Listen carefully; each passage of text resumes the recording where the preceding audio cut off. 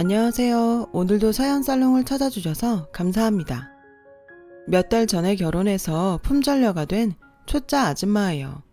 보통 이맘때면 한창 남편이랑 깨볶고 재밌게 살아야겠지만 저랑 남편은 요즘 다른 일로 정신없이 지내고 있어요.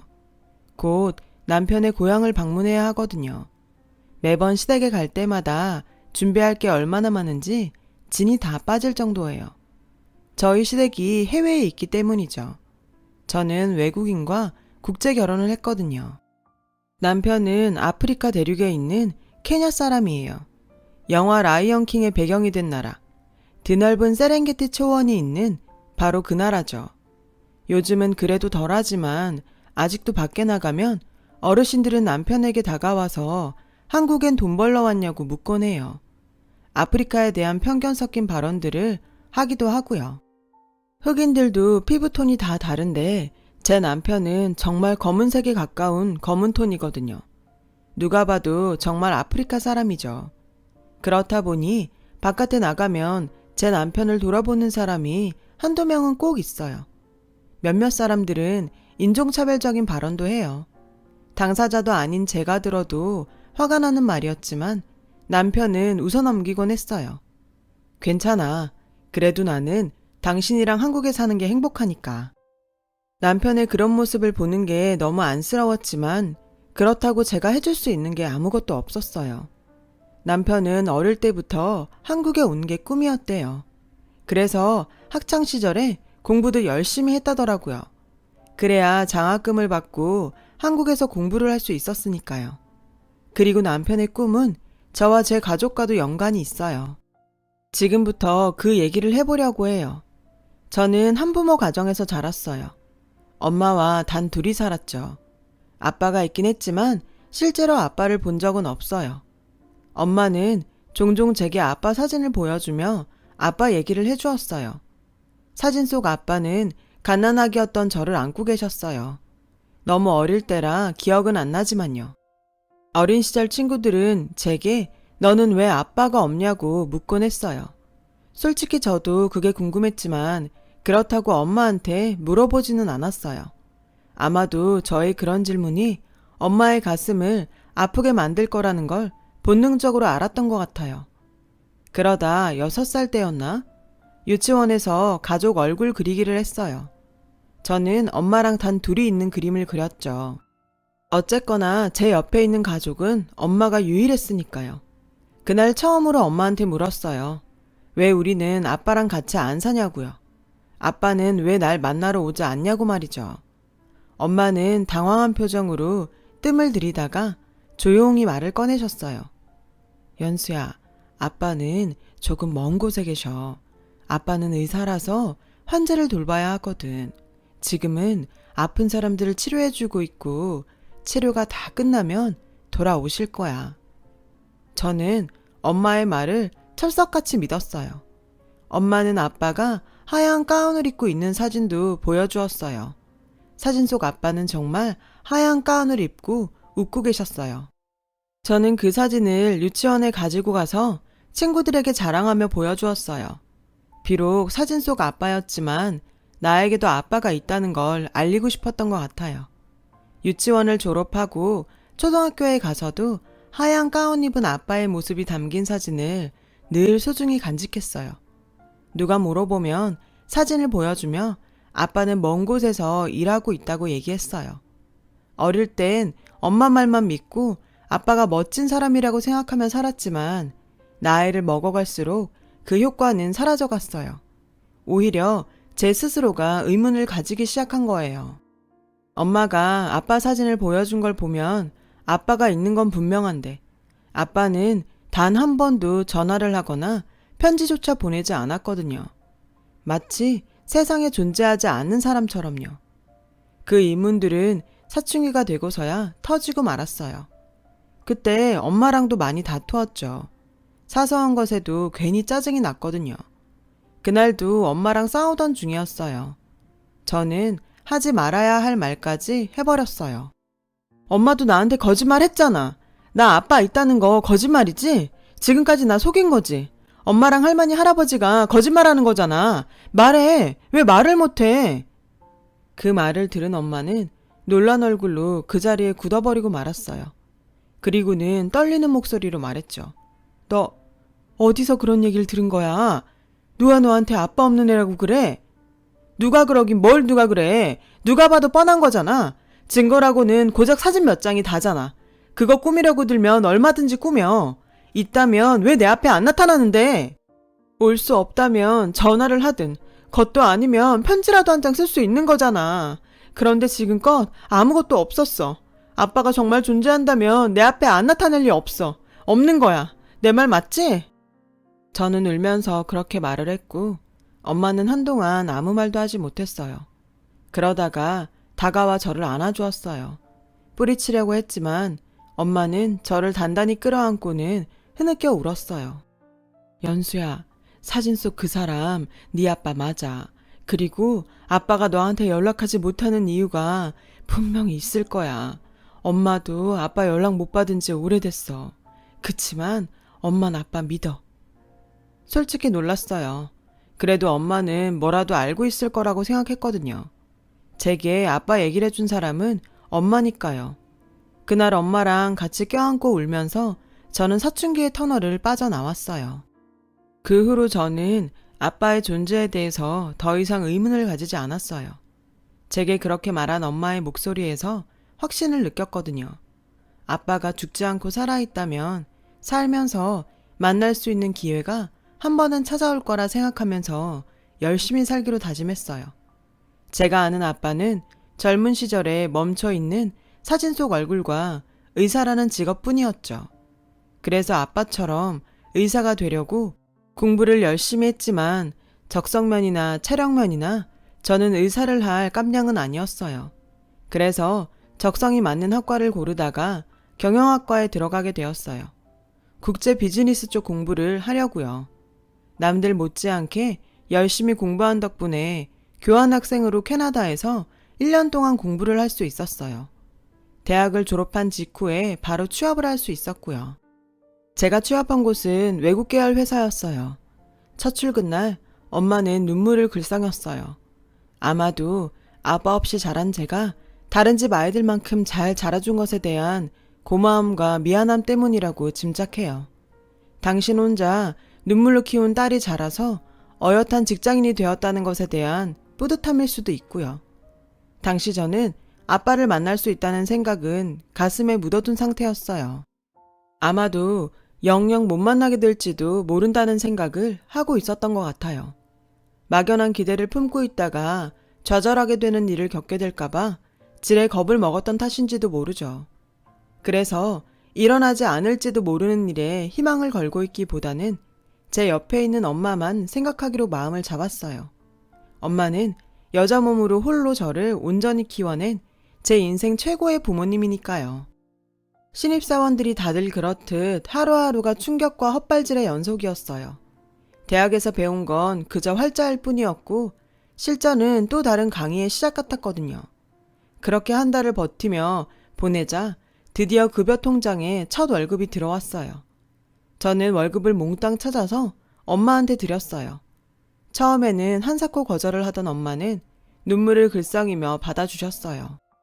물론 이후에 차비며 통신비며 식대까지 엄마한테 고스란히 받게 되었지만요. 그렇게 저는 몇 년 동안 열심히 회사 생활을 했어요. 운 좋게 어느 정도 성과도 내서 꽤 굵직한 프로젝트에도 참여할 수 있었죠. 그렇게 회사 내에서 입지를 탄탄히 다져가던 어느 날이었어요. 제 인생에 제동을 거는 사건이 발생하게 되었죠. 당시 저는 면허가 없어서 대중교통을 이용해 출퇴근을 했어요. 그날 아침에는 정말 드물게 늦잠을 잔 날이었죠. 알람이 꺼진 걸 모르고 계속 잔 거예요. 아침은 고사하고 대충 씻고 정신없이 옷을 갈아입고 집에서 나왔죠. 버스 정류장에 갔더니 전광판에 제가 타야 할 버스가 10분 뒤에나 온다고 뜨더라고요. 결국 큰맘 먹고 택시를 타기로 했죠. 택시비가 아깝기는 했지만 아침 회의에 늦지 않으려면 어쩔 수 없었어요. 저는 기사님께 최대한 빨리 가달라고 부탁을 드렸어요. 그런데 그게 화근이었던 걸까요? 기사님은 제 사정을 고려해 신호를 위반하면서까지 택시를 몰았고 그러다 횡단보도로 뛰어드는 아이를 피하려다 전봇대를 박아버렸어요. 엄청난 충격과 함께 제 몸이 앞으로 쏠리면서 의자에 강하게 부딪혔어요. 너무 놀라고 충격을 받아서 처음에는 아프다는 느낌도 들지 않더라고요. 실눈을 뜨고 보니 기사님은 정신을 잃은 상태로 핸들에 고개를 받고 계셨고 찌그러진 보닛 틈으로 쉼없이 연기가 피어오르더라고요. 그 순간 사람들이 몰려들었고 누군가 신고를 하는 소리도 들렸죠.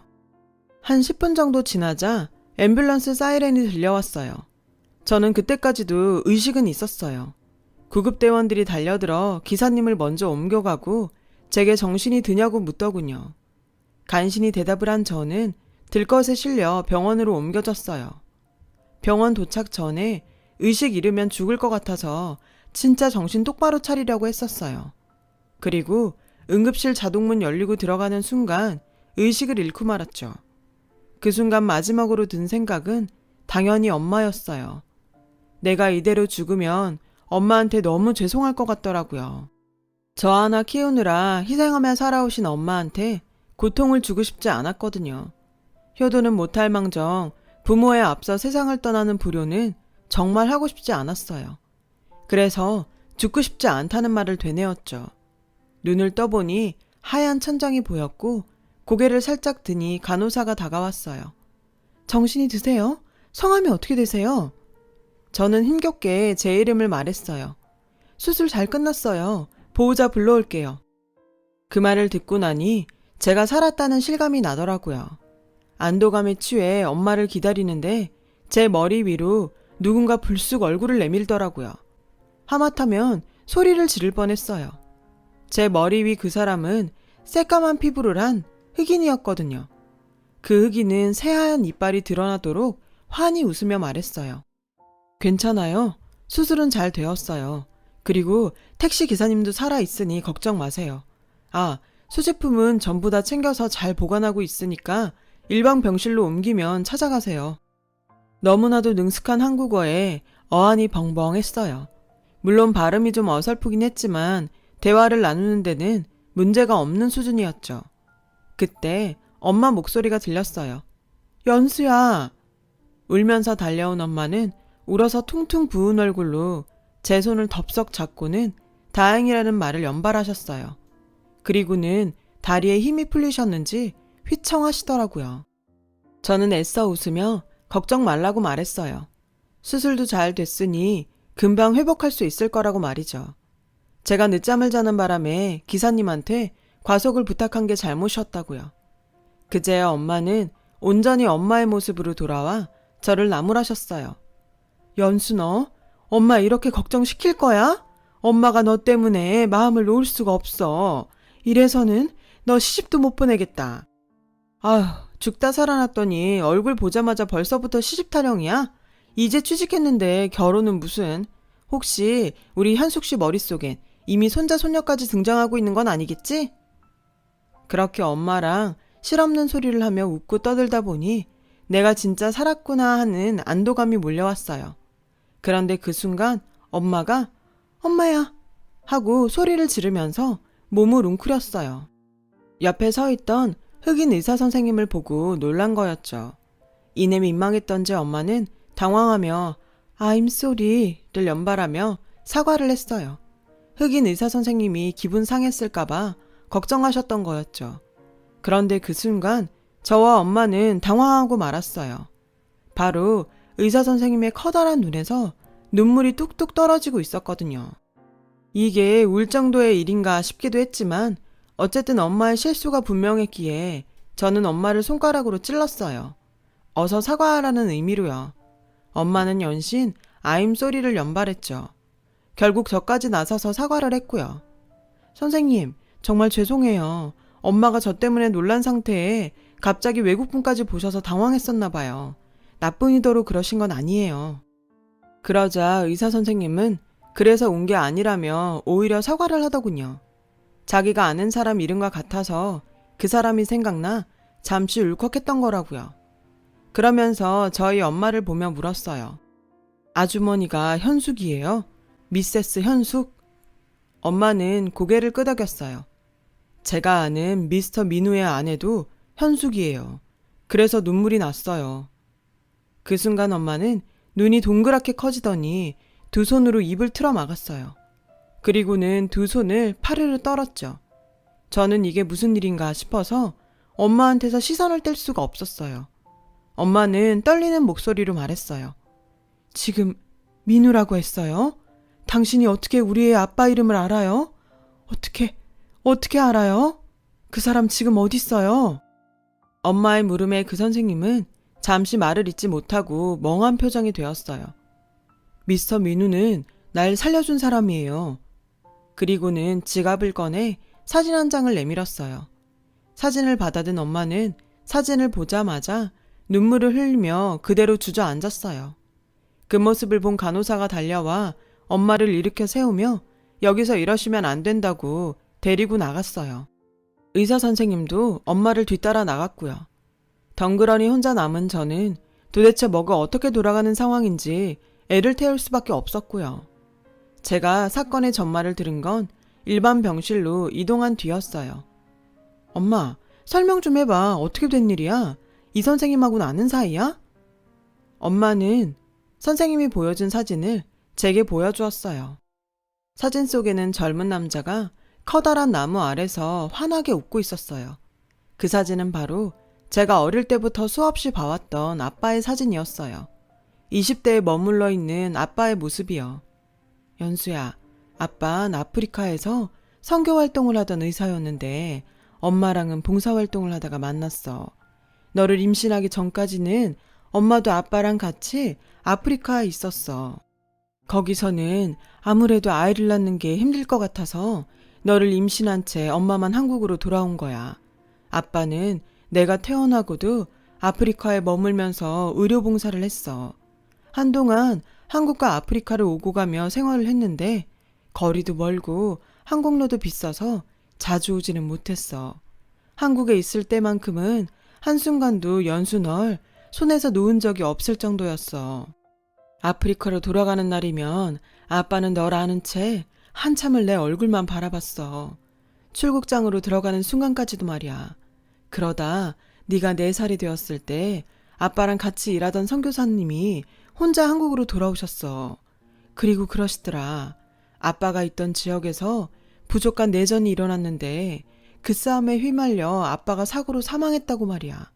불에 타서 시신도 수습할 수도 없었대. 미안해 연수야. 엄마가 거짓말을 해서. 엄만 네게 아빠가 어딘가에 살아있다는 희망을 주고 싶었어. 엄마도 그렇게 생각하고 싶었고. 그래서 너한테 사실을 말할 수 없었어. 정말 미안해 연수야. 솔직히 크게 놀라지는 않았어요. 어느 순간부터 저는 아빠의 죽음을 감지하고 있었거든요. 차라리 지금이라도 엄마를 통해 사실을 전해들을 수 있어서 다행이다 싶었어요. 그런데 그때 놀라운 일이 일어났어요. 의사 선생님이 제게 다가와 고개를 숙이며 미안하다고 사과를 하더라고요. 눈물을 흘리면서요. 이건 또 무슨 상황인가 싶었죠. 나는 그때 7살이었어요. 창과 칼을 들고 사람들이 쫓아올 때 나는 숨어 있었어요. 미스터 민우 선생님이 나를 구해줬고 날 숨겨주고 자긴 곧 온다고 나가셨어요. 그런데 곧 폭발 소리가 들렸고 내가 나갔을 때는 이미 선생님은 사라졌어요. 나를 살리다가 민우 선생님이 죽었어요.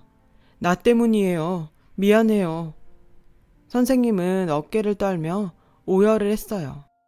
선생님의 말을 듣고 나니 왠지 모르게 가슴이 뜨거워지더라고요. 내 아빠는 그런 사람이었다는 게 너무 자랑스러웠어요. 내가 그렇게 멋진 사람의 딸이라는 게 자랑스럽더라고요. 그래서 선생님 손을 잡고 말해주었죠. 선생님 탓이 아니에요. 선생님은 선생님의 몫의 인생을 산 거고 우리 아빠는 아빠 몫의 인생을 산 거예요. 우리 아빠를 기억해줘서 고마워요. 그러자 선생님은 눈물 가득한 눈으로 저를 바라보더라고요. 그 순간 저는 어쩌면 이 남자는 아빠가 제게 보낸 편지가 아닐까 생각했어요. 자신을 애타게 기다리는 딸에게 안부를 전하는 심정으로 보낸 사람이라고요. 그제야 그동안 가슴을 누르고 있던 무언가가 빠져나가는 기분이 들었어요. 그리고는 그 어느 때보다도 마음이 편안해졌어요. 울먹이던 선생님은 눈물을 닦으며 말을 이어갔어요. 민우 선생님이 우리에게 준 사랑과 헌신은 말로 표현할 수 없어요. 그래서 저도 선생님처럼 되고 싶어서 의사가 됐어요. 제가 이렇게 한국까지 올 수 있었던 건 민우 선생님 덕분이에요. 선생님은 나와 내 동생들이 공부할 수 있도록 후원단체와 연결해 주었거든요. 그래서 선생님 가족을 만나고 싶었어요. 선생님은 안 계시지만 대신 고맙다고 인사하려고요. 그래서 이름을 외우고 있었어요. 연수, 현숙. 매일같이 외웠어요. 기적처럼 이렇게 만났잖아요. 믿을 수가 없어요. 이것도 민우 선생님이 도와주었다고 생각해요. 현숙, 연수, 고마워요. 아주 많이 고마워요. 낯선 의사 선생님 덕분에 엄마와 저는 늘 가슴에 담고 있던 아빠를 새삼 느낄 수 있었어요. 얼마 뒤 소식을 듣고 찾아온 할아버지, 할머니도 제게 사과를 하셨어요. 손녀딸에게 아들의 죽음을 알리는 게 너무 힘들었다고요. 그리고는 의사 선생님을 만나 아빠 얘기를 물으셨죠. 선생님은 세세한 일 하나까지 자세히 전하려고 애를 썼어요. 그 덕분에 할머니, 할아버지께서는 울기도 많이 우셨고 자신의 아들이 얼마나 훌륭한 일을 했는지 알 수 있었죠. 집으로 돌아가시는 두 분의 얼굴에는 환한 미소가 번졌고요. 그 후로 저는 그 의사 선생님께 치료를 받으면서 아빠에 대한 이야기를 많이 들을 수 있었어요. 선생님이 가지고 있던 아빠의 사진들도 볼 수 있었고요. 그리고 짐작하신 분들도 계시겠지만 그 의사 선생님은 지금의 제 남편이 되었어요. 저는 제 남편을 하늘에서 아빠가 저를 위해 보내주신 선물이라고 생각해요. 그래서 더 보듬고 아끼며 평생 살아가려고 합니다. 오랜 시간이 흘러 아빠를 만나서 고맙다고 사랑한다고 말하고 싶습니다. 제 사연을 들어주셔서 감사합니다. 여러분의 주변에 기적과 같은 좋은 일들이 함께 했으면 좋겠어요. 여러분, 사연 댓글에 응원과 현명한 조언 부탁드려요. 좋아요와 구독은 저에게 큰 힘이 됩니다. 오늘도 좋은 일 가득하세요.